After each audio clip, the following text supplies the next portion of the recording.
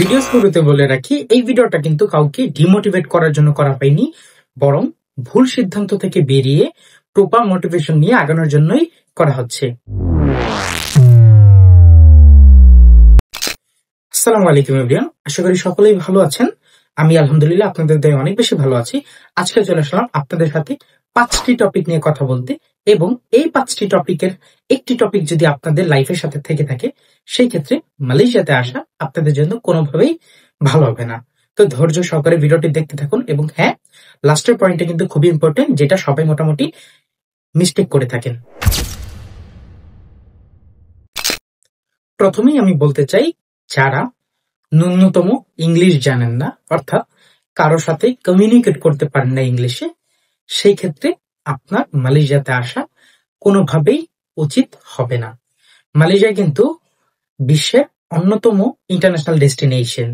এখানে main language কিন্তু ভাষা মালয়, তবে পাশাপাশি চাইনিজ এবং ইন্ডিয়ান তামিল ল্যাঙ্গুয়েজটা ব্যাপকভাবে প্রচলিত আছে। কিন্তু সবচেয়ে ইন্টারেস্টিং বিষয় হলো, যেহেতু মালয়েশিয়া একটা ইন্টারন্যাশনাল ডেস্টিনেশন, সেই ক্ষেত্রে এখানে লোকালরাও কিন্তু অনেক সময় লোকালদের সাথে ইংলিশে কথা বলে, এবং প্রায় বললেই চলে মালয়েশিয়ার সেকেন্ড ল্যাঙ্গুয়েজ কিন্তু ইংলিশ। সো এখানে ইংলিশটা কিন্তু ওয়াইডলি প্র্যাকটিস হচ্ছে। আপনারা যারা বিদেশে পড়ালেখা করতে আসতে চান, সেই ক্ষেত্রে আপনাদের একটা বিষয় জানা উচিত, বিদেশে কিন্তু বাংলা ভাষা চলে না। প্রত্যেকটা দেশেই কিন্তু প্রত্যেকটা দেশের নিজস্ব ল্যাঙ্গুয়েজ থাকে। সেই ক্ষেত্রে মালয়েশিয়া কিন্তু তার বিকল্প নয়। মালয়েশিয়াতে কিন্তু ওদের লোকাল ল্যাঙ্গুয়েজের পাশাপাশি ইনফ্যাক্ট লোকাল ল্যাঙ্গুয়েজ থেকেও কিন্তু ইংলিশ ল্যাঙ্গুয়েজটা বেশি প্রচলিত, যেটা বিগত 10 বছর আগে ছিল না। বর্তমানে যেটা হচ্ছে, সবাই ইংলিশের দিকেই ঝুঁকছে। সুতরাং আপনার যদি ইংলিশ ল্যাঙ্গুয়েজের প্রতি কোনো ইন্টারেস্ট না থাকে এবং ন্যূনতম পরিমাণের স্কিল যদি আপনার না থাকে, আপনি যদি কারোর সাথে ইংলিশ কথা বলতে না পারেন, সেই ক্ষেত্রে আপনি এই বিষয়টা থেকে গিভ আপ নিতে পারেন, অথবা আপনি পুনরায় প্র্যাকটিস করে নিজেকে ইংলিশে পারফেক্ট ফ্লুয়েন্ট করে এরপর মালয়েশিয়াতে আসতে পারবেন। সো আপনার যেটা করণীয়, এই চিন্তা ভাবনা থেকে না বেরিয়ে আপনারা চিন্তা ভাবনা করা উচিত কিভাবে আপনারা আপনাদের ইংলিশ স্কিলটাকে ডেভেলপ করবেন, কিভাবে আপনারা মানুষের সাথে ইজিলি কমিউনিকেট করবেন, এবং কিভাবে ওইখানে যে সার্ভাইভ করবেন সেই চিন্তা করা। সো ইংলিশের বিকল্প কিন্তু কোনোভাবেই 2025 সালে নেই। এখন আসা যাক সেকেন্ড টপিকে। সেকেন্ড টপিকটা হলো আপনাদের লাইফের সাথে খুব ওতপ্রোতভাবে জড়িত আছে। যারা নিজের কাজ নিজে করতে পারেন না, যারা নিজে পরিশ্রম করতে পারেন না, তাদের জন্য কিন্তু মালয়েশিয়া একদম রং ডেস্টিনেশন। আপনারা যারা নিজের কাজ নিজে করতে পারেন, আমি এটা দিয়ে বোঝাচ্ছি নিজের রান্না বান্না, নিজের খাওয়া দাওয়া, নিজের ঘরের টুকটাক কাজ, নিজেকে গুছিয়ে নেওয়ার মতো কাজ, সেই ক্ষেত্রে কিন্তু আপনার জন্য মালয়েশিয়া ডেস্টিনেশনটা পারফেক্ট। শুধু মালয়েশিয়াই না, বিশ্বের প্রত্যেকটা দেশে গেলেই কিন্তু নিজের কাজ নিজের করতে হয়। সো আপনারা এখন থেকে যা করতে পারেন, যারা নিজেকে নিজেরা গুছিয়ে রাখতে পারেন না, অবশ্যই প্র্যাকটিস করবেন কিভাবে নিজের কাজ নিজে করা যায়। সেই ক্ষেত্রে আপনারা যা করতে পারেন, টুকটাক রান্না শিখে নিতে পারেন, বাসায় ফ্যামিলির মা অথবা বোনের কাছ থেকে রান্না শিখে নিতে পারেন, নিজের ঘর কিভাবে গোছাতে হয়, নিজেকে কিভাবে গোছাতে হয়, এই বিষয়গুলো কিন্তু আপনারা শিখে নিতে পারেন। সো আসার পর আপনাদের কোনো প্রবলেমে পড়তে হবে না। নিজেকে গোছানো, নিজেকে গুছিয়ে রাখা, নিজের কাজ নিজে করা কিন্তু আমাদের বাংলাদেশ ছাড়া উন্নত কান্ট্রিগুলোতে এটা একটা কমন প্র্যাকটিস, এবং সবাই নিজের কাজ নিজে স্বাচ্ছন্দ্যে করে থাকে। বাসায় কাজের লোক অথবা অপশন থাকা সত্ত্বেও কিন্তু কেউ ওই অপশনগুলোকে কাজে লাগায় না, সবাই নিজের কাজ নিজে করে থাকে। সো আপনাকেও বাইরে আসলে, স্পেশালি মালয়েশিয়াতে আসলে, নিজের কাজ নিজে করতে হবে। কিন্তু অনেকগুলো বিষয় আছে, যেমন নিজের কাজ নিজেকে সহজ করে দেওয়ার জন্য এখানে অনেক টেকনোলজি আছে, এখানে অনেক মেশিনস আছে যেটা আপনাকে হেল্প করবে। তবে এটা কিন্তু নিজের কাজ নিজে করার কোনোভাবেই বিকল্প হতে পারে না। সো আজকে থেকে এই বিষয়টা আপনাদের প্র্যাকটিস করা উচিত। এখন কথা বলা যাক 3 নম্বর পয়েন্ট নিয়ে। আপনারা যারা মালয়েশিয়াতে আসতে চাচ্ছেন, যাদের ফাইন্যান্সিয়াল প্রবলেম আছে, যাদের ফ্যামিলি প্রবলেম আছে, যারা মালয়েশিয়াতে এসে প্রচুর পরিমাণে টাকা আর্ন করতে চাচ্ছেন, তাদের জন্য কিন্তু মালয়েশিয়া সম্পূর্ণভাবে একটা রং ডেস্টিনেশন। মালয়েশিয়াতে আপনাদের আসতে হলে অবশ্যই মিনিমাম বাজেট ধরে আসতে হবে।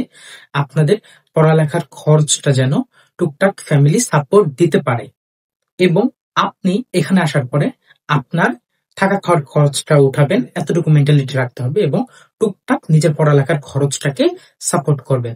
কোনোভাবেই এটা এক্সপেক্ট করা যাবে না আপনারা অনেক টাকা আর্ন করতে পারবেন, আপনারা এখানে নিজের খরচটা সম্পূর্ণ তুলতে পারবেন, এবং আপনারা এখানে আসার পর দেশে টাকা পাঠাবেন, এই ধারণাটা কোনোভাবেই রাখা যাবে না। সো এই বিষয়টা আপনাদের অবশ্যই খেয়াল করা উচিত, আদারওয়াইজ এখানে আসলে বিপদে পড়বেন। 2025 সালে এমন অনেক এজেন্সি আছে যারা স্টুডেন্টদেরকে ভুলভাল তথ্য দিয়ে মালয়েশিয়াতে এনেছে, এবং আনার পরে স্টুডেন্টরা বিপদে পড়েছে। কেমন? সবাই বলে মালয়েশিয়াতে আসেন, আসার পর নিজে টাকা নিজে আর্ন করেন, ফ্যামিলিকে টাকা পাঠান, নিজে স্বাচ্ছন্দ্যে ঘুরে ফিরে চলে যান, সোন আরো অনেক কিছু। সো এই ধরনের ধারণাটা রাখা যাবে না, এটা টোটালি স্ক্যাম।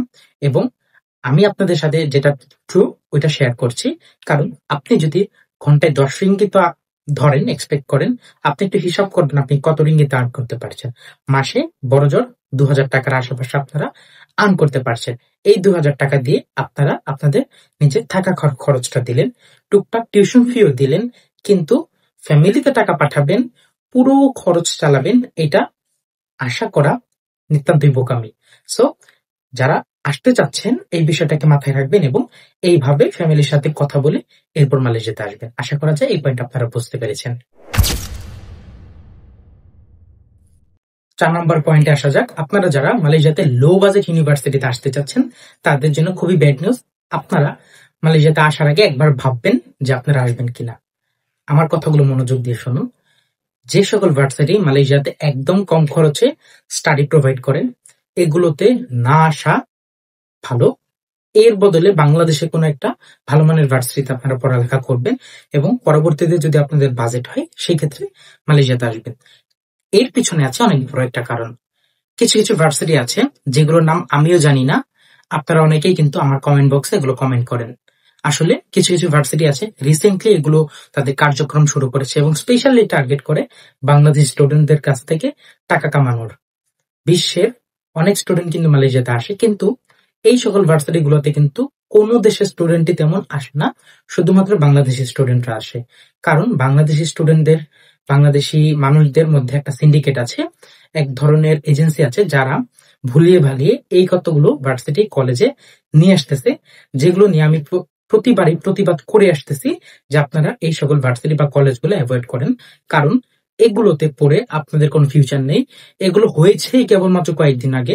আপনারা ভার্সিটি চয়েসের ক্ষেত্রে অবশ্যই আমার পরামর্শ নিতে পারেন, অথবা আমার ভিডিওগুলো দেখতে পারেন, একটা ভালো ধারণা পাবেন।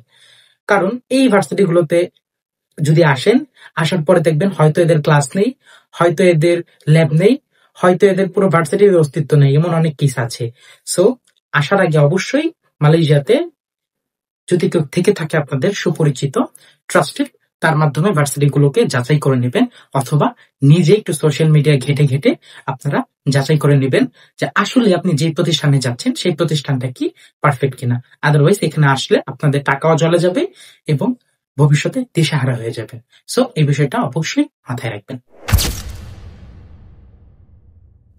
এখন সবচেয়ে ইম্পর্টেন্ট পয়েন্টে আসা যাক, এবং আপনাদের খুব মনোযোগ সহকারে বিষয়গুলো শুনতে হবে। সো এখন যেটা বলবো সেটা হলো, বাংলাদেশে এজেন্সির মাধ্যমে আপনারা যারা আসতে চান তাদের থেকে দূরে থাকবেন। কিছু কিছু এজেন্সি আছে আপনাদের আসলেই হেল্প করতে চায়, কিন্তু মালয়েশিয়াতে মোস্ট অফ দ্য এজেন্সিস আপনাদেরকে স্ক্যাম করার ট্রাই করবে। আপনাদের বলবে একটা, করবে একটা। ইনফ্যাক্ট আপনাকে তারা বাংলাদেশ এয়ারপোর্ট পর্যন্তই যা করার করবে, তারপরে আপনাদেরকে কোনো ধরনের হেল্প করবে না।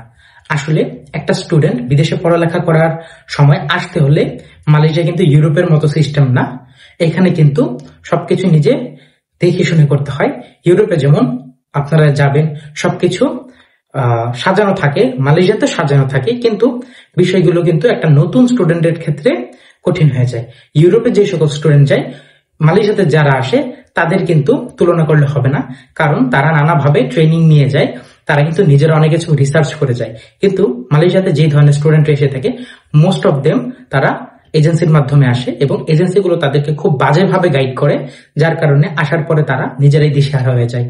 একটা স্টুডেন্ট মালয়েশিয়াতে আসার পরে তাদের মেডিকেল করতে হয়, ইউনিভার্সিটিতে পাসপোর্ট দিতে হয়, তাদের ভিসা এন্ডোর্স করতে হয়, ক্লাসে জয়েন করতে হয়, সো অন, আরো অনেক কিছু।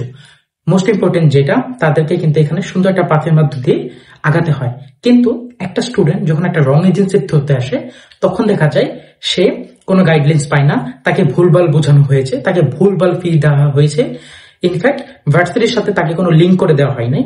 কিন্তু আমি যেটা আপনাদেরকে সবসময় করে থাকি, ভার্সিটিতে সরাসরি আপনাদেরকে লিঙ্ক করে দেই, ভার্সিটির স্টাফদের মাধ্যমে আপনাদের প্রসেসিং এ হেল্প করি, এতে করে আপনাদের এজেন্সির মাধ্যমে আসার প্রয়োজন হয় না। আমি আমার নিজের ফ্যামিলি মেম্বারের মতো করে আপনাদেরকে গাইড করে থাকি, যাতে করে আপনারা কেউ স্প্যাম না হন, এই সকল এজেন্সির খপ্পরে যেন না পড়েন এবং আসার পরে সুন্দরভাবে একটা ওয়েতে আগাতে পারেন। সো এই জন্যই মূলত আমি আপনাদের জন্য ভিডিও করি এবং আপনাদের জন্য আমি কথা বলি।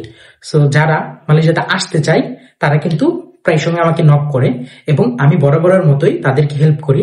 তাদের যাবতীয় যত কোয়েরি গুলো আছে আমি অ্যান্সার করার চেষ্টা করি এবং ফাইনালাইজ করার জন্য অনেকে যারা অ্যাপ্লাই করে তাদেরকে আমি সরাসরি ভার্সিটির সাথে কানেক্ট করে দেই।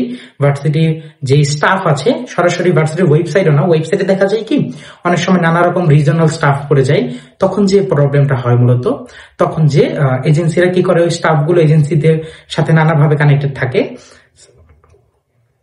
ওয়েবসাইটের মাধ্যমে না। কারণ ওয়েবসাইটে অনেক সময় কি হয়, আপনি অ্যাপ্লাই করলেন, আপনার রেসপন্সটা তারা দেখলোই না, স্প্যামে চলে যায়, আরো অনেক প্রবলেম আছে।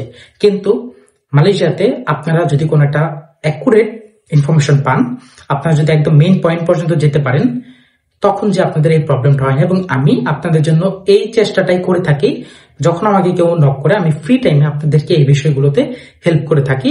আপনাদেরকে ভার্সিটি থেকে কানেক্ট করা থেকে শুরু করে আসার পরে আমি যদি ফ্রি থেকে আপনাদেরকে গাইড করার ট্রাই করি, কিভাবে মেডিকেল করতে হয়, কিভাবে কি সবকিছু বুঝিয়ে দেই। সো আপনারা এই বিষয়টি একটু খেয়াল করবেন। এবং যেটা আমি শুরুতেই বলেছিলাম, ভিডিওটা কিন্তু কাউকে ছোট করা বা কাউকে ভয় দেখানোর জন্য করা হয়নি, সম্পূর্ণ আপনাদের সতর্ক করার জন্য এবং যেন আপনারা মোটিভেটেড হয়ে সামনে আগান।